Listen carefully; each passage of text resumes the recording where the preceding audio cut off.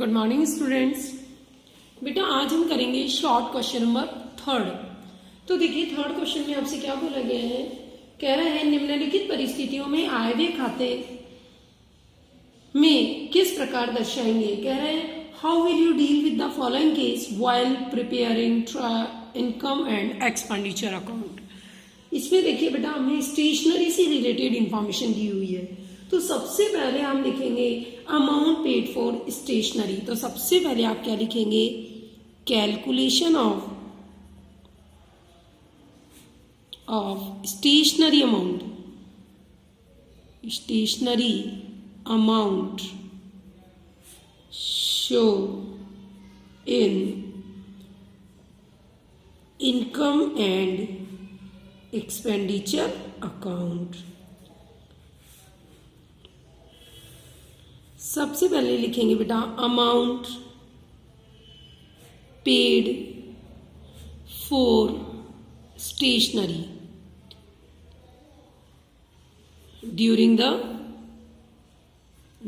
The year. Stationery के लिए हमने ईयर के ड्यूरिंग में कितना पैसा पेमेंट किया, यानी हमें ये पैसा किसका दिया हुआ है, रिसीप्ट एंड पेमेंट का। तो हमने कितना पैसा दिया बच्चों, 2500। इसका मतलब हमें रिसीप्ट एंड पेमेंट से इनकम एंड एक्सपेंडिचर अकाउंट निकालने के क्या लगाने हैं, नियम लगाने हैं। देखिए कह रहा है स्टॉक। अब आपको खुद को पता है ओपनिंग स्टॉक क्या होता है बच्चों, add.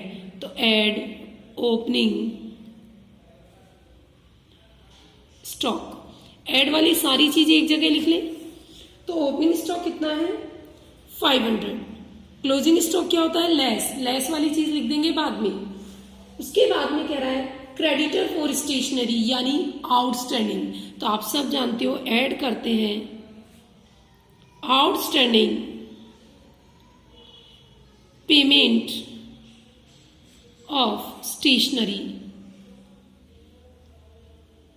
Eight the end last वाला हम ऐड करते हैं। तो क्लोजिंग आउटस्टैंडिंग यानी 300 रुपए हम क्या करेंगे ऐड, और ओपनिंग आउटस्टैंडिंग 300 रुपए हम क्या करेंगे लेस। अब बात करते हैं एडवांस। आपको पता है ओपनिंग एडवांस ऐड होता है, तो लिखेंगे एडवांस एट दी बिगिनिंग। आपको पता है साल के शुरू में कोई भी एडवांस होगा तो वो इसी साल से रिलेटेड तो होगा, और हम इनकम एंड एक्सपेंडिचर में इसी साल से रिलेटेड पैसा लिखते हैं। तो वो कितना है, 100 रुपए। इस तरीके से हमारे ऐड की अमाउंट कितनी हो गई बेटा, 3400। अब करेंगे हम लेस। तो सबसे पहले तो क्लोजिंग स्टॉक। तो देखिए बच्चों क्लोजिंग स्टॉक कितना है हमारा, 200 रुपए है। फिर less advance at the and में एडवांस कितना है, 150 रुपए यानी 150। और लेस यहां पर आउटस्टैंडिंग यानी ओपनिंग आउटस्टैंडिंग। तो आउटस्टैंडिंग एट दी बिगिनिंग, तो आउटस्टैंडिंग भी लिख सकते हो, क्रेडिटर्स भी लिख सकते हो। तो आउटस्टैंडिंग एट दी बिगिनिंग कितना है बेटा हमारा, 300 रुपीज। तो ये हमने क्या किए माइनस। तो इस तरीके से जो हमारी अमाउंट आएगी वो कौन सी अमाउंट आएगी, इनकम एंड एक्सपेंडिचर अकाउंट में शो करने वाली अमाउंट होगी। तो ये हो जाएंगे हमारे 2750 रुपीज, जो कि हम किस में शो करेंगे, amount shown in income and expenditure account. Clear. उसके बाद next short type question 4th। देखिए 4th क्वेश्चन में आपसे क्या बोला है, book value of furniture on 1 अप्रैल 2016। तो देखिए 1 अप्रैल 2016 को हमें फर्नीचर की वैल्यू कितनी दी हुई है बच्चों, 50,000। क्लियर। यानी ये कौन सा बैलेंस हुआ, ये हुआ हमारा ओपनिंग बैलेंस। उसके बाद में कह रहा है half of the furniture, half यानी आधा, sold at a loss of 20% on opening book value। Opening book value से 20% कम पर हमने इस फर्नीचर को क्या कर दिया, बेच दिया। आप जानते हो हाफ यानी आधा, यानी कितने वाला, 25,000 वाला। कितने परसेंट लॉस पे बेचा, 20% लॉस पे, यानी कितने लॉस पे, 5,000 के लॉस पे। तो कुल मिला के हमने फर्नीचर कितने में सेल कर दिया बच्चों, 20,000 में। लेकिन ये सेल हमने कब किया, ये सेल हमने किया 30 सितंबर को। तो आप मुझे बताइए 30 सितंबर को अगर हम फर्नीचर सेल कर रहे हैं, इट मीन्स वहां तक हमने फर्नीचर को यूज किया है। और फर्नीचर को अगर हम यूज करेंगे तो आपको पता है जब तक हम किसी एसेट्स को यूज करते हैं हम उसके ऊपर क्या लगाते हैं, डेप्रिसिएशन। और फर्नीचर पर डेप्रिसिएशन की रेट क्या है, 10%। तो देखिए बेटा, इसको पूरी तरह से सॉल्व करने के लिए हम सबसे पहले वर्किंग नोट पे बनाएंगे फर्नीचर अकाउंट। कौन सा अकाउंट बनाएंगे, फर्नीचर अकाउंट। आप सब जानते हो फॉर्मेट फर्नीचर अकाउंट का क्या होता है, date, particular amount, date, particular amount, या आप लिख लेंगे। सबसे पहले हम ओपनिंग बैलेंस लिखेंगे बेटा 14/16 को, to balance BD। Opening balance furniture का कितना था बच्चों, 50,000। 30 सितंबर को हम इस फर्नीचर को सेल आउट कर रहे हैं, तो बेचा तो बाय बैंक। कितने में सेल किया, 20,000 में। अब आपको पता है आपने इसको पूरे 6 मंथ यूज किया है, तो 6 मंथ का डेप्रिसिएशन भी लगेगा, तो बाय डेप्रिसिएशन। अब आप मुझे बताइए 25,000 के फर्नीचर पर 10% डेप्रिसिएशन हो जाएगा 2,500। वो होगा साल भर का, हमें लगाना है केवल कितने मंथ का, 6 मंथ का। तो कितना हो गया, 1250। आप मुझे बताइए 25,000 के फर्नीचर पर 1250 का डेप्रिसिएशन लग गया, तो वैल्यू कितनी रहेगी, 23,750। और 23,750 के फर्नीचर को अगर कोई 20,000 में सेल करेगा तो क्या होगा, लॉस।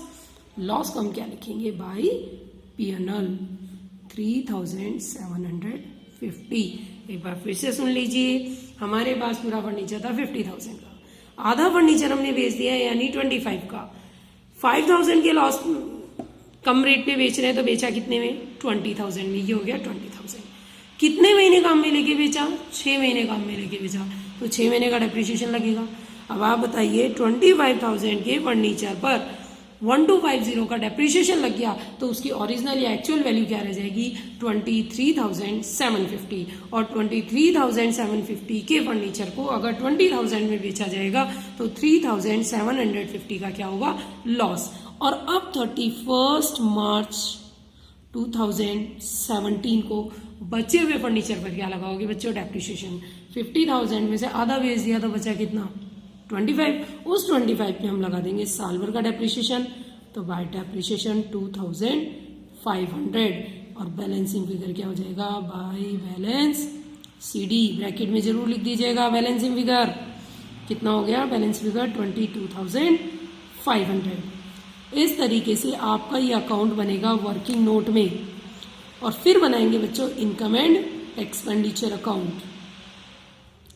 ये अकाउंट बनाने में आपको कोई प्रॉब्लम भी नहीं होगी, क्योंकि 11th में आपको डेप्रिसिएशन चैप्टर बहुत अच्छे से करवाया हुआ है। उसी बेस पे आपको ये फर्नीचर अकाउंट बनाना है। फिर आप लिखेंगे income and expenditure account for the year ending,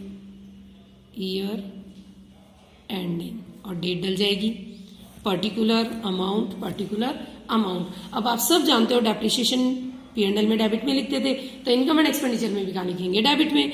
तो टू डेप्रिसिएशन। आप बताइए दोनों डेप्रिसिएशन मिला के कितने के हो जाएंगे, 3,750। फर्नीचर को बेचने पे प्रॉफिट हुआ या लॉस, लॉस हुआ तो कहाँ लिखेंगे, डेबिट में। प्रॉफिट होता तो किधर लिखते हैं, क्रेडिट में।